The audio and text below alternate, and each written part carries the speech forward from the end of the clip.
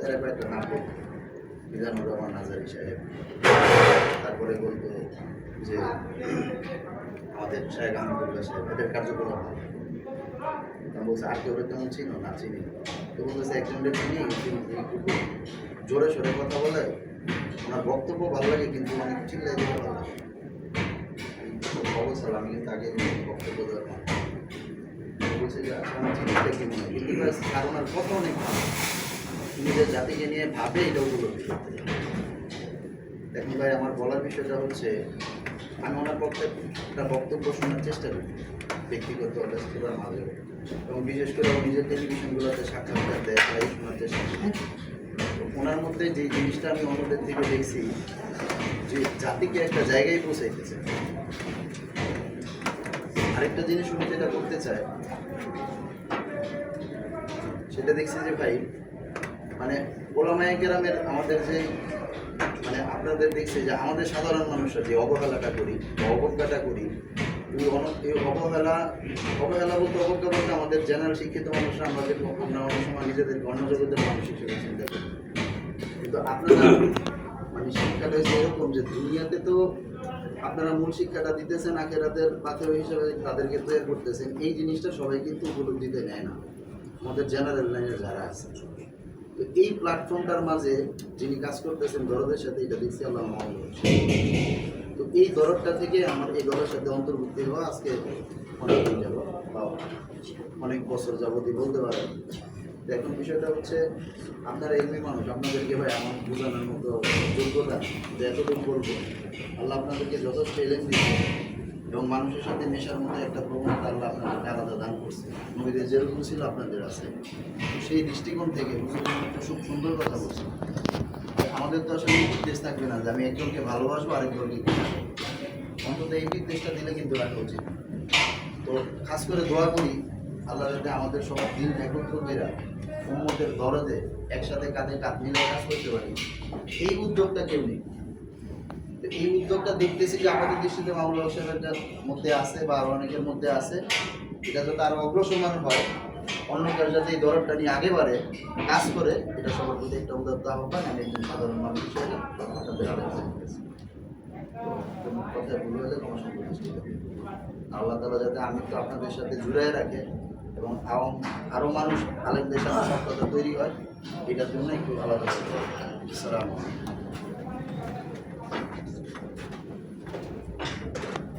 এ পর্যায়ে আমাদের সামনে কিছু আলোচনা করবেন মাওলানা মুফতি নাঈমুল ইসলাম সাহেব।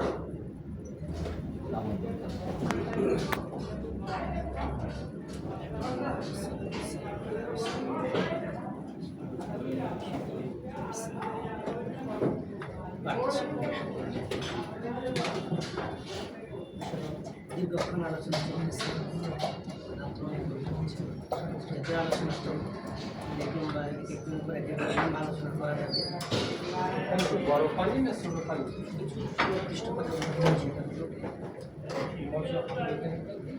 কোন আলোচনা আসলে আমি শুনি না, আমার মনের আবেগ বাজে যেগুলো আছে আমি সেগুলো বিশেষ করে আজকে এখানে আমরা যারা আসছি আমি জানি যে আমাদের মাওলানা জসিমউদ্দিন চৌধুরী সাহেব গতকাল যখন আমাদের একটা আয়োজন বা আপনাদেরকে নিয়ে কিছু আলোচনা করার যে আমাদের শিক্ষা দিয়েছিলেন, তো ওনারা বললো আমরা তো এখানে কিছু মুআল্লিম যারা দাওরা হাদিস পারে হয় বা এরকম যারাই আছে কওমি মাদ্রাসা পড়ে, মুআল্লিম বা আলিয়া মাদ্রাসায় পড়ে, মুআল্লিমদেরকে কী করি শিক্ষা দিই, তারা কীভাবে বাচ্চাদেরকে পড়াবে, মানে ট্রেনিং আমরা যেটাকে বলি আর কি, ওদেরকে শিক্ষা তার দিয়ে তা আমি বললাম যে মাশাআল্লাহ এটা তো অনেক ভালো। ওনাদের প্রায় 10-15টা আছে, 10-15টা হয়তো এক একটা যদি ট্রেনিং সেন্টারে 10 জন 15 ধরেন 50 জন করি, হয়তো 15টা হলে প্রায় 750-800 মানুষ থাকে প্রতি মাসে বা আরও বেশিও থাকে।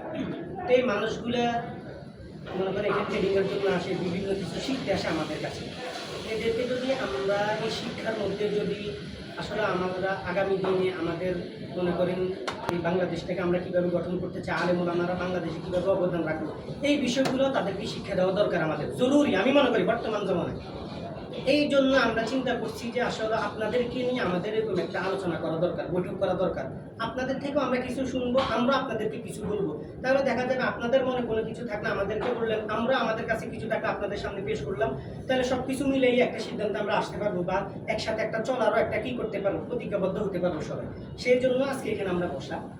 তো আমি সুনির্দিষ্ট একটা কথা বলি, এখানে আমরা কি জন্য আসছি বা কিসের উদ্যোগে করছি, মোটামুটি সবাই আমরা ওয়াকেফা হয়ে গেছি, সবাই এটা জানাশোনা হয়ে গেছে।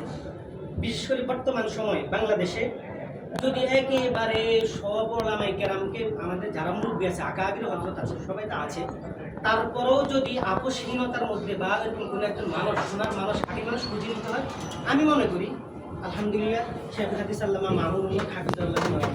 কারণ এই জন্য আমি বলছি, আল্লামা মামুনুল হক হাফিজাহুল্লাহ প্রায় আপনাদের আমি বলি প্রায় 3 বছরের বেশি কারাবরণ করেছেন, তার আগেও করেছেন। কিন্তু 2021 সালে বাংলাদেশের ফ্যাসিস্ট হাসিনা যখন আমাদের কওমি অঙ্গনের প্রায় 3000-এর উপরে 4000-এর মতো ওলামায়ে কেরামকে গ্রেপ্তার করেছে, ওই গ্রেপ্তারের মধ্যে সর্বোচ্চ যিনাকে সবচাইতে বেশি টর্চারিং করছে বা যার উপর বেশি জুলুম নির্যাতন করছে, তিনি হলেন আল্লামা মামুনুল হক।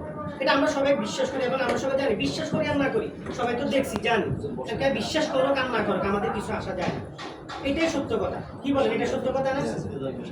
এই জন্য আল্লামা মামুনুল হক হাফিজাহুল্লাহ জেল থেকে বাইরে হওয়ার পরে তিনিও একটা প্রত্যয় ব্যক্ত করেছেন বা একটা ইয়ের উপরও তিনিও আজমতি যখন হয়েছেন যে উনি এই দেশের ভিতরে রাজনীতি বলেন বা সিয়াসত বলেন, যেটাই বলেন উনি এটা করবেন। এটা কিভাবে করতে হবে, ওলামায়ে কেরামদেরকে নিয়ে কিভাবে এই সিয়াসত বা রাজনীতি করতে হবে, উনি এটা নিয়ে অনেক দূর আগানোর চেষ্টা করতেছেন বা ওনার লক্ষ্য অনেক মানে বহুদূর হতে পারে। যেমন আমি ছোট্ট একটা কাগজারি বলি যে গত শুক্রবার, আজকে হলো কি বার, রোববার, শুক্রবারে উনি দুঃখলাতে কেউ ওনার মানে আলোচনা শুনছেন কিনা, দুঃখলার আলোচনাটা কারা কারা শুনছেন, এখানে কারা কারা আছেন যে দুঃখলা ওনার আলোচনা শুনছেন? এই আলোচনা শোনার দ্বারা কি বুঝে আসছে, উনি কি চায় বাংলাদেশে, উনি কি চায় বাংলাদেশে, কি করতে চায়? এখন আমরা অনেকজনে বলি, আমরাও মাঝে মাঝে বলি বা আমাদের আকাবির হযরত যারা আছে তারাও বলে মামুনুল হক সাহেব জামাতের সাথে গেছে, ওনার আকীদা তো শেষ, 100 বছর কওমি মাদ্রাসাকে পিছে পালাইয়া দিছে, এই সে হ্যান ত্যান হাবি যাবি, যার মনে যেটা আছে সে সেটা বলে। ভাই আমার স্বাধীনতা আছে, আমি বলতে পারবো, অসুবিধা না, আমার মুখ আছে আমি বলবো, আমার মুখ আছে আমি বলবো, আমার কাজের দরকার আমি কাজ করবো। আপনার মুখ আছে আপনি আমাকে বলবেন, আমার কাজের দরকার, আমি আমার লক্ষ্য উদ্দেশ্য পৌঁছানোর জন্য আমার যা যা করার দরকার আমি তা তা করবো। বুঝেন নাই? আমি বলতে চাই এই কথা, আমি সাথে সাথে বলতে চাই যারা বলে আল্লামা মামুনুল হক মনে করেন যে হয়তো দালাল হয়ে গেছে, 100 বছর জামাত থেকে টাকা খাইছে, এই করছে সেই করছে, ভাই বয়ান বহুত দেওয়া যায়। জেলে যাওয়ার পরে আমি নিজে সাক্ষী, আমি নিজে দেখছি, আমিও 16 মাস জেলে ছিলাম, 16 মাস 21 দিন, প্রায় 17 মাস ছিলাম। আমরা দেখছি কে কেমন, কে কতটুকু দালালি করে, কে কি করে কওমি অঙ্গনের জন্য, কে বিষ পড়া, কে কি। এখন কথা বলতে গেলে অনেক লম্বা, আমাদের অনেকজন মুরব্বীও চলে আসছেন এখানে, কেন্দ্রীয় কয়েকজন নেতাও এখানে উপস্থিত হয়েছেন, তো সেই জন্য আপনারা ওনাদের কথা শুনবেন। আমি শুধু ছোট্ট কয়েকটা কথা বলতে চাই। এই জন্য অনেকজন, বিশেষ করে এই কথাটা কম, এই যে 2025-এর নির্বাচনে মামুন, 26-এর নির্বাচনে মামুন সাহেব জামাতের সাথে যাওয়ার কারণে এখনো পর্যন্ত কি যে সমালোচনা, মানে হয় তার বাবা 14 গোষ্ঠী এখন যেটা আমাদের খাস বাংলা বলে পুরাটা ধুইয়া দিচ্ছে না, পাইলে উদ্ধার করবে আরো, মানে যেটা আছে না আছে সবকিছু ওনার সাথে আলজাম দিয়ে চাচ্ছে ওনাকে কত পিছে টানিয়ে আনতে, কিন্তু আল্লাহ যাকে সামনে বাড়া দেয় হাজারো মানুষ তার পিছিয়ে ইয়ে করে তাকে পিছে টানিয়ে আনতে পারবে না। যার উপর আল্লাহ কি হয়ে যায়, রাজি হয়ে যায়, তাকে হাজারো মানুষ পিছে টানলে লাভ হবে না। তো এই জন্য মামুনুল হকের ত্যাগ তিতিকেটা আমরা সবাই জানি, জেলে উনি কি পরিমাণ ত্যাগ তিতিকে কোরবানি করছেন, রিমান্ডে কিভাবে উনি জুলুম নির্যাতন মানে সয়েছেন, এটা তো আমরা নিজেরা দেখছি। আমাদের মতো পোলাপানের গায়ে যদি যে পরিমাণ টর্চারিং হয়েছে, তো ওনার প্রতি কেমন ধরনের টর্চারিং গুলো হয়েছে। উনি তো জেল থেকে বাইরে হওয়ার পরে বলছিল 3 জন মানুষের উপরে সরকারের টার্গেট ছিল, একজন আল্লামা নুর হোসেন কাসেমি রহমতুল্লাহ আলী, 2 জন আমার শায়খ মুর্শিদ আল্লামা জুনায়েদ বাবুনগর রহমতুল্লাহ, 3 নম্বর ছিলেন উনি। হয়তো আল্লাহ তিনাকে হায়াত দিয়েছেন, উনি বলছিলেন না ওই 2 জন হায়াত হয়তো আমাকে দিয়েছেন, কিন্তু আমি হায়াত পেয়েছি এই জন্য জেল থেকে হয়তো আমি বের হয়ে আপনাদের মাঝে আবার ফিরে আসছি, বলছিলেন না কথাগুলো। তো ওই কথাগুলো যদি আমাদের সবার যদি মনে থাকে বা আমরা যদি স্মরণ করি, আমরা অনেক কিছু বুঝতে পারবো। এই জন্য আমি আপনাদের কাছে একটা অনুরোধ করবো, কে কি বলছে আমরা এটার দিকে তাকাবো না, আমরা দেখতে হবে আমরা মামুনুল হক সাহেবকে এখনো মাপতেছি কোরআন হাদিস দিয়ে মাপতেছি, উনি ব্যক্তিকে দিকে আমরা কাউকে মাপি না। আমরা যে লোককে মাপবো, যার অনুগত্য করবো, তাকে আমরা কোরআন হাদিস দিয়ে মেপে তার অনুগত্য করবো। কারণ কোরআন হাদিস অনুযায়ী যদি মামুনুল হক সঠিক পথে থাকে, আমরা মামুনুল হকের নেতৃত্বে যাবো, অসুবিধা নেই। এখন আমি আরেকটা প্রশ্ন আপনাদেরকে রাখি, এই বর্তমান সময় মামুনুল হকের বিকল্প আপনি কর্মী অঙ্গনে আরেকজন আমাকে দেখান, নেতা হওয়ার মতো যোগ্যতা আছে, অলরাউন্ডার আর কি, মানে চতুর সাইডে আরেকজন লোক আছে, আমাকে একটু দেখান, অল সাইডে কেউ নেই। এই জন্য মামুনুল হকের যেহেতু সব জায়গায় মনে করেন যে অল সাইড তার যোগ্যতা আছে, তাকে আমরা এই লাইনে বাড়াইয়া দিই, অসুবিধা নেই। আর মামুনুল হক যদি হয়তো এমপি হয়ে যায়, আমাদের কিছু কারো আছে যে হয়তো টাকা পয়সা যে রাতে টাকা পয়সা যেটি আসে, কালো টাকা বলিয়ে দিই আমরা, এটি আসা বন্ধ হয়ে যাবে। এই জন্য মামুনুল হককে দেখতে পারি না। কিন্তু আপনি যে খোঁজ নিয়ে দেখেন, রাতেরও অনেক চিন্তা করে, আইরে আমি যদি মামুনুল হকের লগে থাকতাম। আমি সাক্ষী, শীর্ষ ওলামায়ে অনেকজন আছে যারা আমাদেরকে বলে, অনেক সময় তাদের সোহবতে যায়, যদি বলি হুজুর দেশের হালচাল তেমন, মামুন গেল কিন্তু চাই তার সমর্থন দিতে, কিন্তু কওমি অঙ্গনের কিছু আকাবের কিছু হযরতের কারণে দিতে পারি না, মুখ ফুটে কিছু বলতে পারি না, নিজের মনের ইয়াগুলো ব্যথাগুলো বলতে পারি না। বলতে গেলে বলবো যে আমিও দালাল হয়ে গেছি, মামুনুল হক আমাদেরকে টাকা খাওয়াইছে, কিন্তু আসলে আমরা মামুনুল হকের জন্য দোয়া করি। এমন আছে হাতে গড়া ধরে ধরে বলতে পারবে, কিন্তু এখন এগুলো হয়তো আপনাদের কাছে বললেও ওনারা আমাদের কাছে আমানত কিছু কথা বলছে, আপনাদের কাছে তার সবগুলো ভেঙে বলা যাবে না। এই জন্য বললাম আর কি, অনেক আকাবির হযরত আছে যারাও মামুনুল হকে এখন যে পথে আছে এগুলো পছন্দ করে, আর উনি যে পথে আছে সবাই চায় উনি যেন ওই পথে অটল অবিচল থাকে, আবশ্যকতা নিয়ে ওই পথে থাকে। কিন্তু এখন আমরা অনেকে আসি, দেখবেন যেখানে যায় সেখানে মামুনুল হককে দেখলে বলছে আইসে আমি ধ্বংস করে দিছে, এই করছে সেই করছে, বিভিন্ন নানা হাবিজাবি। তো ভাই কাকে কাউয়া কান নিয়ে গেছে, নিজের কানে নিজে হাত না দিয়ে যদি কাউয়া নিয়ে গেছে, আরেকজন বলছে না নিজেও ছিল, লাভ হবে না। আমরা তো আল্লাহ তো আমাদেরকে মেধা দিছে, শক্তি দিছে, কি বল, নিজের মেধা দিয়ে, নিজের শক্তি দিয়ে, নিজের শ্রবণ দিয়ে, সব কিছু দিয়ে আমরা বুঝি মামুনুল হক সাহেব যদি সঠিক রাস্তা থাকে, আমরা মামুনুল হকের সাথে আছি, কি বলেন? আগামী দিনে আমরা মামুনুল হকের সাথে আছি, যদি উনি সঠিক রাস্তা থাকে। উনি যদি সঠিক রাস্তা থেকে ভিন্ন কোনো রাস্তায় চলে যায়, আমরা তার সাথে থাকবো না, সোজা কথা। উনি যতদিন পর্যন্ত কোরআন হাদিসের উপরে সঠিক রাস্তার পথে থাকবে, ততদিন পর্যন্ত আমরা ওনার সাথে আছি। যতদিন পর্যন্ত উনি থাকবে না, আমাদের মনে হবে উনি সঠিক রাস্তায় নেই, কোরআন হাদিস অনুযায়ী, তখন আমরা তার থেকে ছুটে যাবো, বা আমরা যার যেদিকে ইচ্ছে সেদিকে যেতে পারি। কিন্তু যতদিন পর্যন্ত আছে ততদিন পর্যন্ত ওই মানুষটার হাতকে তো আমরা শক্তিশালী করতে পারি না ভাই। এই জন্য আপনারা হয়তো জানেন, এক একজন এক এক এলাকার মানুষ এখানে ট্রেডিং করতে আসছেন, নুরানি হয়তো ট্রেডিং করে বিভিন্ন জায়গায় চলে যাবেন, এক একজন এক এক অঞ্চলে চলে যাবেন, খেদমত করবেন। তবে আমি মনে করি সব কিছু বুঝে শুনে আপনারা দাওয়াত দিবেন, অন্তত এই বিষয়ে আপনারা দাওয়াত দিবেন। কেউ আপনাদের কাছে উদ্বুদ্ধ হতে চাইলে বা কোনো কিছু জিজ্ঞেস করতে চাইলে যে বর্তমানে বাংলাদেশের রাজনীতির কওমি ধারা রাজনীতি আমরা কোন দল করবো, তখন যেন আপনি বলতে পারেন আসলে মামুনুল হক সাহেব কই আছে, যদি ওনার ব্যাপারে কেউ কোনো প্রশ্ন করেন যেন প্রশ্নগুলো আপনারা উত্তর দিতে পারেন সঠিকগুলো জানার জন্য, এবং জেনে যেন সঠিকটা ওদের কাছে পৌঁছাতে পারেন। এখান থেকে আজকে যদি কোনো আপনাদের জানার দরকার হয়, এখানে আমাদের কেন্দ্রীয় নেতৃবৃন্দ থেকে জানবেন, আপনাদের যদি কোনো সুয়াল থাকে ওনারা আপনাদেরকে দিবে, এই উত্তরগুলো দিবে, এগুলো ওনাদের থেকে জানবেন। আর আগামী দিনে আমি মনে করি, মানে আমি আমার কাজের আগে থেকে বলি, আপনারা চোখ বন্ধ করে, আমি ইয়ে করি যে চোখ বন্ধ করে আল্লামা মামুনুল হককে বিশ্বাস করতে পারেন, ইনশাআল্লাহ।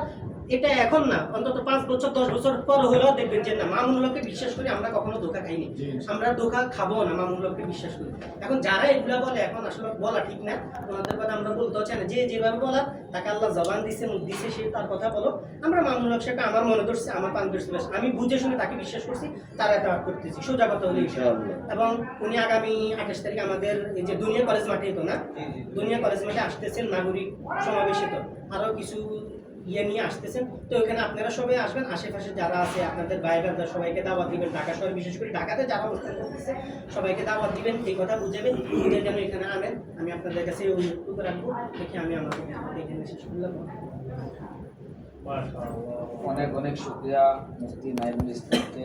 আসলে যারা মাঠে কাজ করি, তৃণমূলের কাজ করে, আমাদের অভিজ্ঞতা আলোচনা কথা বলার সুবিধা। আলহামদুলিল্লাহ, আমি নাইমের সাথে হেফাজত ইসলাম বাংলাদেশ যাত্রাবাড়ির জন্য দায়িত্বে আছি। আমরা যখন হেফাজতের প্রোগ্রাম বাস্তবায়ন করি, তখন আমরা অনেক দায়িত্বশীল পাই। আমাদের এখানে 100 কতজন জানি কমিটির সদস্য, 101 জন। আমরা মূল যখন কর্মসূচি বাস্তবায়ন, তখন 3 জন আমরা শুধু কাজ করি, ঠিক আছে? 3 জন, 101 জন হচ্ছে কমিটির যাত্রাবাড়ির জন্য আছে, কিন্তু বাস্তবায়নে 3 জনের পাওয়া যায়, রাত্রে 1টা 2টা পর্যন্ত সব কাজ করছে। আলহামদুলিল্লাহ এর মধ্যে নাইমুল ইসলাম অন্যতম, যে সব কাজ গোছানোর ক্ষেত্রে অত্যন্ত দক্ষতার সাথে কাজ করে, সাংগঠনিক দক্ষতা আছে। আল্লাহ পাক সবসময় এভাবে দিনের কাজের সাথে লেগে থাকার তৌফিক দান করুন। আমি সাংগঠনিক দায়িত্বশীলতার জায়গা থেকে যেহেতু আগামী 28শে আগস্ট নাগরিক সমাবেশ দুনিয়া কলেজ মাঠে, আর ওই সমাবেশের সভাপতির দায়িত্ব আমার উপর আসছে। আমার জায়গা থেকে সকলকে আমি উদাত্ত আহ্বান রাখবো, সবাই আমরা আমাদের দোস্ত আহ্বানদেরকে নিয়ে এই সমাবেশ সফল করার জন্য অংশগ্রহণ করব। আর যারা এখন বাংলাদেশ খেলাফত মজলিসে মামুনুল হক সাহেবের হাতে হাত রেখে যোগদান করি নাই, সবাইকে আমি উদাত্ত আহ্বান রাখবো। 28 তারিখের নাগরিক সমাবেশে ইনশাআল্লাহ যোগদান অনুষ্ঠান থাকবে, আমরা সেই যোগদান অনুষ্ঠানে ইনশাআল্লাহ অংশগ্রহণ করব। বিশেষ করে আমাদের মাওলানা জসিমউদ্দিন মুস্তাফিজুর সাহেবের সাথে আপনারা যারা মালিক সেন্টারের তাদের আছেন, সবাই মিলে সাথে একসাথে মামুনুল হক সাহেবের হাতে তুলে করা দিয়ে ইনশাআল্লাহ যোগদান করব। আর আমাদের মাশাআল্লাহ আজকের প্রোগ্রাম অত্যন্ত সুন্দরভাবে সফল হচ্ছে। অনেক প্রোগ্রাম আমাদের মাঝে আছে। শুধু মোয়াল্লিম ট্রেনিং সেন্টার যারা আছে তারা না, আলহামদুলিল্লাহ আমি এতটুকু বলতে পারি, যাত্রাবাড়িতে আজকে শুধু আমি বলছি এখানে একটা এরকম মামুন সাহেব আসবে, ইফতার তাফসির দাওরা হাদিস করতেছে, প্রায় আমি 100 জনের উপরে যে আমরা আসবো আজকে, মানে কি মিটিং আমাদেরকে দায়িত্ব দিবে কিনা, তাহলে বলবো 100 জনের উপরে। আমি চিন্তা করছি আমার সাথে ওনার সাথে এই ব্যাপারে কোনো কথা হলো আপনাদেরকে নিয়ে বসছে, মোয়াল্লিমদেরকে নিয়ে বসছে, আমার তো ছাত্র নিয়ে বসেন, আমি দাওরা হাদিসের 100-200 ছাত্র যাত্রাবাড়ি মাদ্রাসা থেকে নিয়ে আসবো। এবং যে মাদ্রাসাতে মনে করেন যে রাজনীতি করাই নিষিদ্ধ, করলে নাম কাটা দেয় এমন কঠিন এক সুন্নাহ সাহেব, ওই মাদ্রাসার 100-200 ছাত্র প্রস্তুত আছে এখানে কাজ করার জন্য। আমি মনে করি যে ওরা তো সব কিছু বুঝে শুনে কাজ করতেছে, ওরা এত বড় শায়েকের আন্ডারে থাকার পরও তারা মামুনুল হক সাহেবকে সঠিক মনে করতেছেন, মামুনুল হক সাহেবের সাথে কাজ করতে আগ্রহ প্রকাশ করছেন। তার মানে উনি যদি আল্লাহ ওনাকে কবুল না করতেন তাহলে তারা তো এই সিদ্ধান্ত নিতেন না। এর জন্য নির্দ্বিধায় আপনারা মনে করেন যে সিদ্ধান্ত নিতে পারেন যে আল্লামা মামুনুল হক সাহেব এখানে আসবে। শুধু আপনারা না, আমাদের 63, 50, 48, 49-এর প্রায় স্থানীয় আরও অনেকজন ওলামা কেরাম আছে, 40-50 জন, সবাই ওই দিন ইনশাল্লাহ হুজুরের হাতে হাত রেখে হুজুরের দলের সংগঠনে যোগদান করবেন ইনশাআল্লাহ। আমাদের বাংলাদেশ খেলাফত ছাত্র মজলিসের দায়িত্বশীলরা আছে, আমাদের আমিনুল ইসলাম আমাদের মহানগর পূর্বের দায়িত্বে আছে। ইনশাআল্লাহ তারা আমাদের ছাত্র ভাইদের সাথে যোগাযোগ করে সাংগঠনিক কাজ একেবারে নেবেন ইনশাআল্লাহ। যেহেতু সময় অনেক দীর্ঘায়িত হচ্ছে, এই জন্য আমরা এখানে আমাদের এই প্রোগ্রাম সমাপ্ত করতে যাচ্ছি। এই পর্যায়ে আমাদের আজকের এই অনুষ্ঠানের মূল প্রোগ্রামে